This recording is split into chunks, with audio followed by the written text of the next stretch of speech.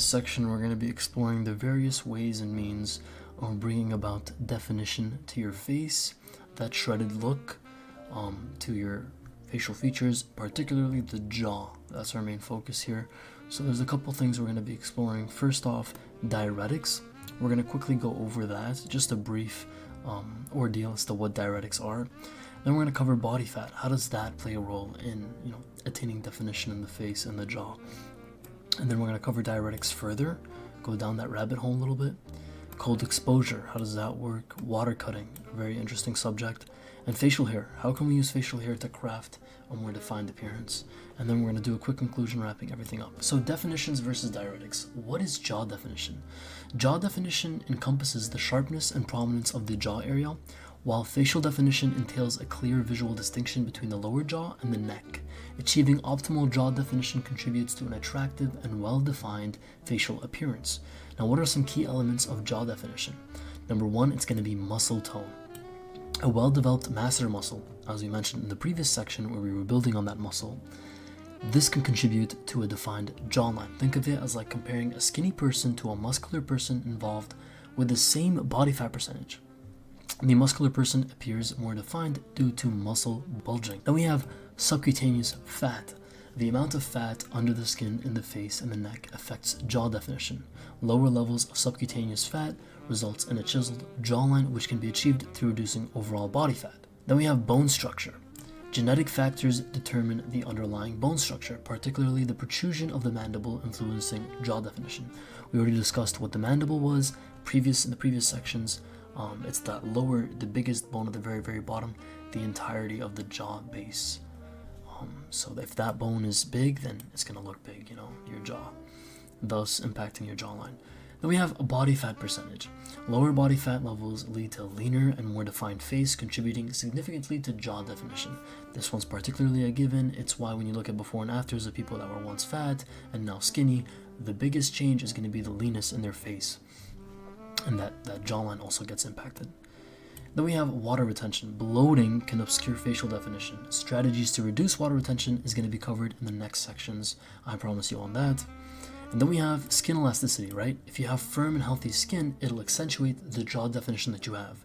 Sagging skin will diminish the appearance of a defined jawline. This is what you see in older individuals. So likely you're not going to be having a problem with this. Then we have aging and genetics. As I mentioned, skin elasticity is affected, but also bone density loss, reduced muscle mass. Genetic factors can also hinder your jaw definition and your overall facial definition. So there you have it. Acne at the very, very end. This isn't going to be a big contribution, but it can actually lead to facial puffiness, diminishing jaw definition overall. Unlikely unless your acne is very severe. Alrighty, when it comes to diuretics, what are they? They're substances that stimulate the production of urine, meaning it's going to aid you in the removal of excess sodium and water from the body.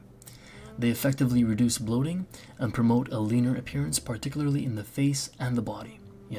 Diuretics can be beneficial when it comes to fluid retention, reducing that fluid retention, but excessive or improper use, this is very important, can lead to electrolyte imbalances and other health complications.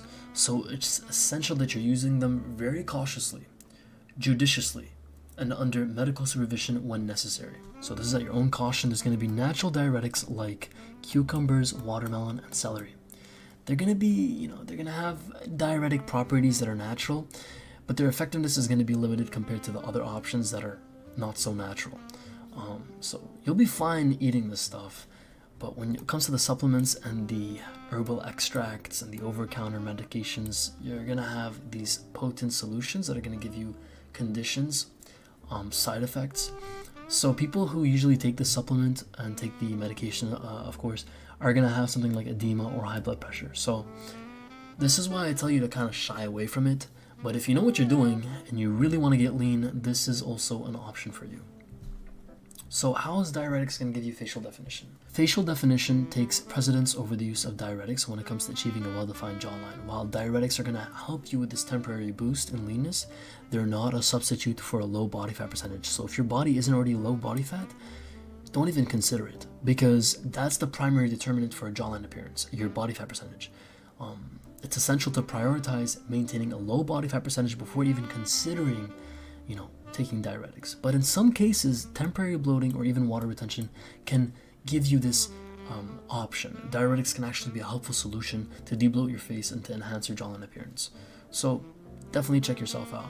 And for most individuals, occasional use of diuretics can actually provide noticeable improvements, particularly if they struggle in chronic bloating. It's unlikely that you have this, but if you do, check yourself, like I said. It's crucial to use them judiciously, as I mentioned earlier, and to recognize that their effects may be more pronounced in individuals who have higher levels of water retention. So if you're not really holding too much water in your body naturally, taking diuretics isn't going to do you so much justice as for someone who has a lot of water that's retained in their faces naturally. So, and then for body fat, right? This is like the biggest thing. When someone tells you, how do I achieve a jawline or whatever, they always tell you to cut down, and it's for a reason.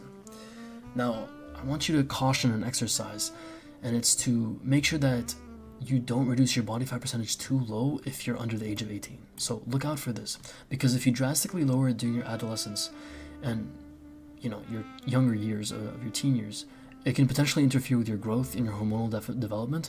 So I advise you to consult with a healthcare professional if you're really trying to lean out, because embarking on something like this and dieting down really hard with a severe regimen aiming at reducing your body fat percentage can actually harm you. I don't want you guys affecting your growth spurts and whatnot, so make sure you get some personal advice from your doctor if you really want to cut down. If you can wait, that's good to know. Just wait till you're 18 and then do your thing. You have this guide, so we're not going anywhere. So, but lowering your body fat percentage should be your primary focus if you're aiming for a well-defined jawline. This is because reducing your overall body fat is key for revealing facial definition.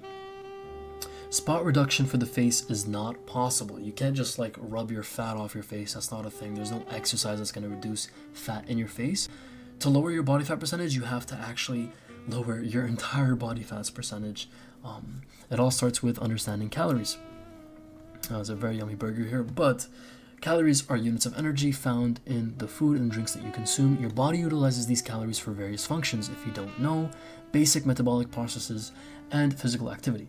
So you're always going to have metabolism running and burning these calories, but also if you're getting physical and you're doing a lot of exercise, you're going to need these calories to fuel these activities. So yeah, in essence, weight loss occurs when you burn more calories than you consume. The simplest method to achieve this is by tracking your calorie intake. Engaging in activities such as sports or incorporating cardiovascular activities, exercises that are going to get you, burning a whole lot more calories than something like weightlifting, can help increase your calorie expenditure throughout the day, thus leaving you in a larger deficit. So it's important to note that the number of calories burned during an exercise can vary depending on factors like your weight, your age, your gender, and your exercise's intensity. So this is all tied together. And as a general guideline, some activities tend to burn more calories than others on average, like, for instance, jump roping. Great activity, something you guys should definitely check out, which is why it's at the very top of this list here. These are some estimates that I put together for you guys. Approximately 100 to 120 calories in just 10 minutes. It's great because you can also do tricks. It's my favorite thing ever. Just do it right after a quick lift. As long as you're not hitting legs, you should be good to go. And then boxing is also great. Great sport to have in your background. 70 to 100 calories in 15 minutes. Sprinting, swimming, cycling, stair climbing, walking, etc. You guys can just take a snapshot of this and know your calories. And then when it comes to tracking calories, further methods for this are going to be something like a chronometer.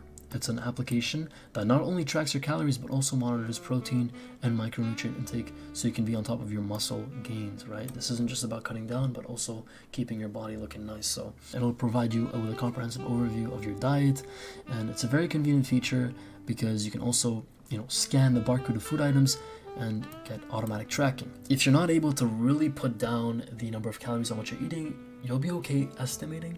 Just don't be over generous and don't fool yourself, right? If you're eating something that's fried and oily or fatty and unhealthy, just know that you're likely going to be going over in a surplus because those meals aren't going to fill you up as much and they're going to be they have a whole lot more calories.